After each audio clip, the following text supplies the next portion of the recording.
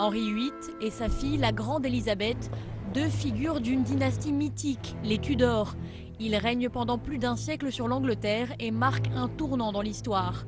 Pour la première fois en France, une exposition leur est consacrée au musée du Luxembourg à Paris. Cette exposition, nous l'avons conçue autour de l'image des Tudors. Et c'est à la fois l'image des Tudors qu'ils ont mis, qu'eux-mêmes ont mis en scène de leur vivant, et à la fois l'image qui a été mise en scène par les autres dans les siècles suivants. Les Tudors sont vraiment entrés dans la conscience collective. Ils sont devenus un phénomène culturel. Et la France a joué un rôle clé dans cette transition entre les Tudors comme personnages historiques ancrés dans l'histoire britannique et les Tudors comme personnages de fiction. La France a mis les Tudors hors du temps à travers des romans, des opéras ou en les mettant sur scène et à l'écran.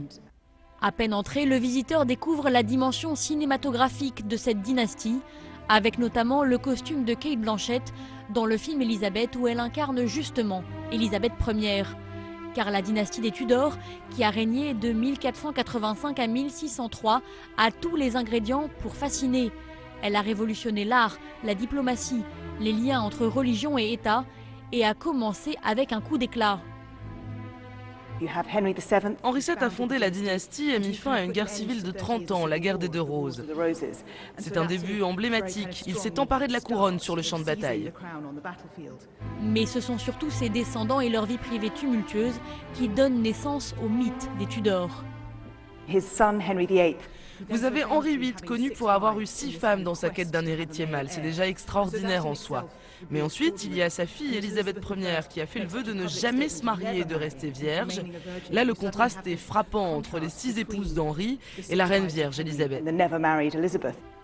Dans le portrait d'Henri VIII, d'après Hans Holbein le Jeune, le visiteur découvre cet homme à la carrure massive qui incarne pour ses contemporains l'idéal du prince chevalier. C'est aussi un jeune homme ambitieux qui arrive sur le trône à 17 ans. Dans cette image transparaît toute la puissance du roi, la puissance à la fois physique, la puissance aussi fastueuse avec un costume d'une richesse incroyable. Mais Henri VIII a surtout une obsession, avoir un fils.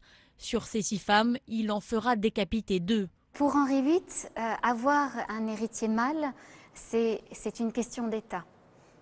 Il doit absolument transmettre son pouvoir à un fils. Lorsqu'il épouse Jeanne Seymour et que Jeanne Seymour lui donne enfin un fils, le roi est totalement comblé. Et on voit l'importance de ce fils pour Henri VIII au travers des très nombreux portraits que l'on conserve d'Édouard. Cet héritier gouvernera peu de temps. Il meurt à l'âge de 15 ans. Sa demi-sœur Élisabeth Ier lui succède et règne sur l'Angleterre pendant 45 ans. Entourée d'habiles conseillers, elle transforme son royaume en grande puissance maritime et culturelle. Elle contrôle même son image et sa communication à travers des portraits officiels, une première dans l'histoire du Royaume-Uni. Ce portrait est l'un des seuls pour lesquels elle semble avoir posé. Son auteur, un artiste inconnu des Pays-Bas, a voulu traduire la présence physique de la reine. On ressent cette interaction très intéressante entre féminité et masculinité.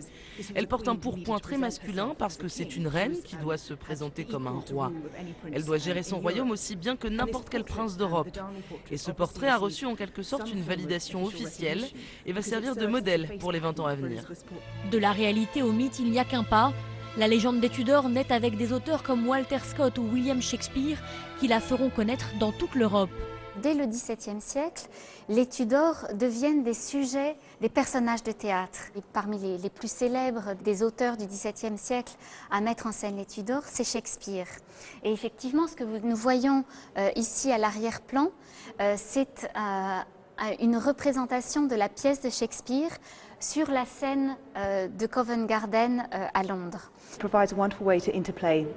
Cela crée une interaction, une sorte de mise en abîme de la scène et des costumes. Parce que souvent quand on parle de cette époque, on parle de la manière dont une dynastie assoit son pouvoir à travers les costumes qu'elle porte. C'est très intéressant de voir ensuite comment cela se traduit littéralement sur une scène avec des costumes de théâtre.